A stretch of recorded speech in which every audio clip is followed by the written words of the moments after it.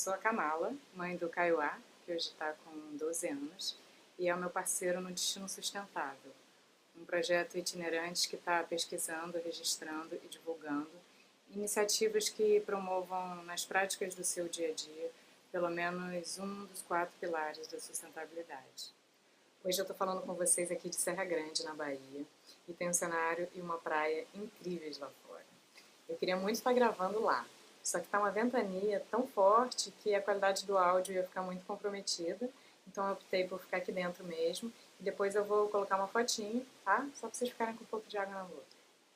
Eu estou aqui a convite do Matheus Jorel, a quem eu agradeço imensamente essa oportunidade de compartilhar nossas experiências e quem sabe assim ajudar outras famílias que estejam passando pelas dificuldades que a gente passou no início da viagem. Eu vou falar um pouquinho para vocês de como foi o processo de saída da escola e de como tem sido o nosso aprendizado ao longo do caminho. Bem, para isso a gente volta um pouquinho no tempo, né, para onde tudo começou, lá em 2010. Eu estava tranquilamente vivendo minha vida, fazendo faculdade, trabalhando, cuidando do Kaiowá, naquela rotininha que todo mundo conhece. E aí começou a me cutucar o bichinho das viagens novamente, né? Porque é um vício isso. Quem gosta de viajar sabe que é um vício saudável, mas ele apresenta características de vício, né? Como compulsão, querer sempre mais, querer sempre ir mais longe e o pior que é a síndrome da abstinência. Então eu estava passando por esse momento de abstinência e ficava tentando imaginar o que eu podia fazer para voltar a viajar novamente. Naquela época parecia bastante difícil viajar nas condições que eu tinha, ou seja, com pouquíssimo dinheiro, eu não via naquele momento como que eu podia juntar dinheiro para viajar, e com uma criança em idade escolar, que tem um calendário bem restrito a 2 meses de férias por ano. Então, esse sonho ficou cozinhando em banho-maria durante um longo tempo, até que em 2012 eu voltei a morar no Rio de Janeiro. E essa volta foi muito forte pra gente, foi difícil de se adaptar lá. Em 2 meses a gente já estava querendo sair correndo, mas eu tinha um comprometimento de ficar pelo menos um ano para terminar o bacharelado da faculdade que eu já tinha feito, e para isso eu tinha que ficar lá durante esse um ano de uma forma bastante intensa, assim, estudando muito, fazendo estágios obrigatórios, ou do trabalho de conclusão de curso, essas coisas todas de finalização de processo de faculdade. Para suportar esse ano, me dei um bônus, que foi uma pós-graduação em terapia através do movimento, na Faculdade Angel Viana. E essa pós, além de trabalhar muito a parte corporal mesmo, ter muitas aulas práticas de consciência corporal, ela tem um embasamento teórico de filosofia contemporânea, que mexeu bastante comigo. Ele veio reforçar tudo isso que eu já vinha sentindo, né? Então, naquele ano eu decidi que quando eu terminasse a pós eu ia dar um jeito e ia fazer uma longa viagem. Nesse mesmo período, o Kaiowá começou a reclamar da escola.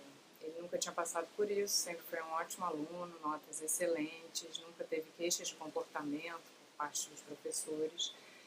O único problema que ele começou a apresentar foi a dificuldade de fazer amigos da escola.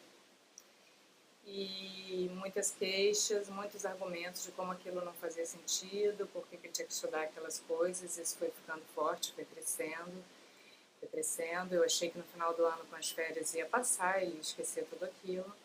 Mas 2013 começou e essa questão continuou. Eu mudei ele de escola, né, com uma tentativa, a gente mudou de cidade, foi para uma cidade menor, para ver se melhorava um pouco essa questão, mas não adiantou.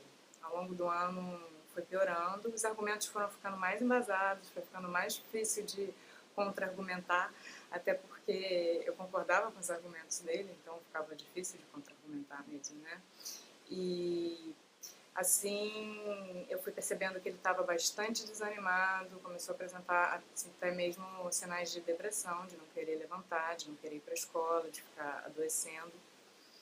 E eu comecei a perceber que aquilo era mais do que um simples incômodo.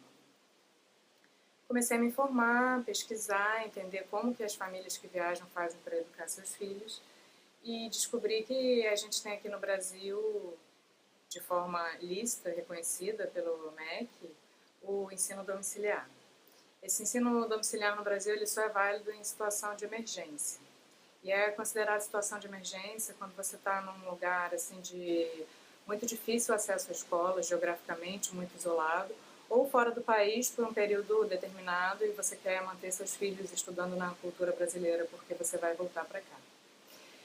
Então eu, que pretendia ficar viajando e por lugares de difícil acesso, isolados geograficamente, eu considerei legítimo me declarar em estado de emergência, porque é uma declaração que você mesmo faz de próprio punho, não é assim um documento que você tem que dar entrada em um lugar, que tem um longo processo. Você faz essa declaração para a escola e você só vai ser questionado sobre isso se em algum momento você vier sofrer algum processo. O ensino domiciliar eu ia fazer pelo anglo-americano, que era a escola que ele estava estudando, foi a última escola que ele estudou, mas eu já soube que o positivo faz também, que talvez tenham outras escolas que façam.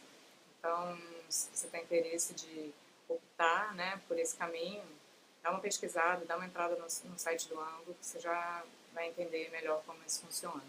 Não tem conhecimento de escolas públicas gratuitas que ofereçam esse tipo de ensino. Bem, eu estava decidida a optar por esse caminho, porque era a única alternativa que eu conhecia lícita no Brasil, mas eu não estava muito satisfeita com ele. Eu realmente acho que não é o ideal você transferir a escola para casa, trazer todo esse conteúdo, que é um dos maiores questionamentos das crianças, o porquê estudar essas coisas, né, que não fazem sentido no dia a dia delas. Mas eu ia fazer porque era a única opção que eu conhecia e eu não queria sofrer um processo judicial, eu tenho a guarda do Kaiowá, é uma questão delicada ainda no Brasil. E eu ia fazer essa opção. Pelo menos ele ia conseguir estudar no ritmo dele, né, que é bastante rápido, ia ter tempo livre para conseguir se dedicar ao que ele realmente gosta de fazer. Nesse período eu comecei a fazer diversos cursos, workshops, participar de alguns encontros, assim, para me preparar para essa viagem e para a saída da escola. E aí eu comecei a conhecer um monte de gente bacana, que eu levo como referência de aprendizado meu pessoal até hoje. O primeiro contato que eu tive na área foi com a Ana Tomás, através dos vídeos dela mesmo na internet. E fiquei encantada com a história dela, do Guto, com a possibilidade de realmente tirar da escola. Comecei a perceber que o Kaiowá não era a única criança que não estava adaptada. Comecei a encontrar outras histórias semelhantes. E num desses encontros eu conheci o André Gravatar, que escreveu A Volta ao Mundo em 13 escolas, onde ele conta várias experiências de escolas inovadoras. E foi ficando muito claro para mim como o nosso sistema de ensino realmente é ultrapassado.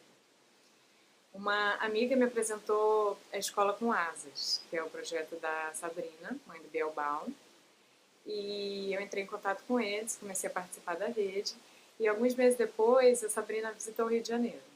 Quando ela estava para ir para o Rio, ela solicitou apoio da rede para organizar a estadia, hospedagem, transporte, né, a logística toda da vinda deles ao Rio.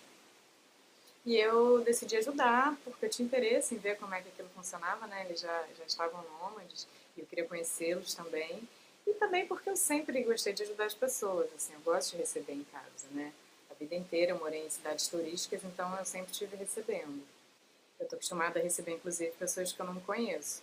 Lá no blog tem a história do Julian e da Nath, que é um casal que está fazendo couchsurf já há alguns anos pelo mundo e ficaram com a gente lá em Petrópolis. Bem, voltando para Sabrina, foi ela que me apresentou a Clon Lara, que é a escola na qual eu vinha matricular o Kaiowá. É uma escola de ensino à distância, que está situada nos Estados Unidos, a sede principal, e ela também tem uma outra sede na Espanha. Eu matriculei ele na unidade dos Estados Unidos. Tá? Tem várias famílias brasileiras matriculadas na Espanha. A Clon Lara é uma escola diferente, porque ela não manda para você um conteúdo que você tem que estudar com a criança, apostilas prontas, com todo aquele conteúdo que tem na escola. Lá, você que vai desenvolver o projeto que você quer a partir do que você acredita, dos interesses e necessidades do seu filho.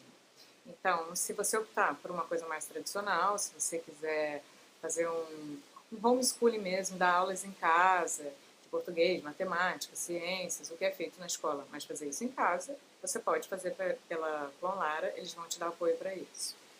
Se você preferir fazer um projeto com as habilidades que a criança tem, né, colocá-la para estudar música, para estudar computação, como o Caio gosta, enfim, eles também vão te dar um suporte. Você tem uma consultora lá que vai te dando todo o apoio e todos os contatos que você precisa para conseguir criar esse projeto.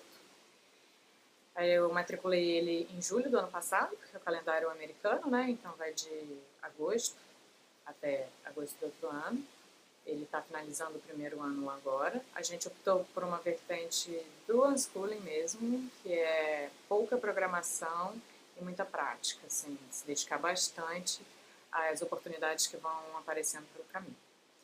Então, é sobre isso que eu vou mostrar agora um pouquinho mais para vocês.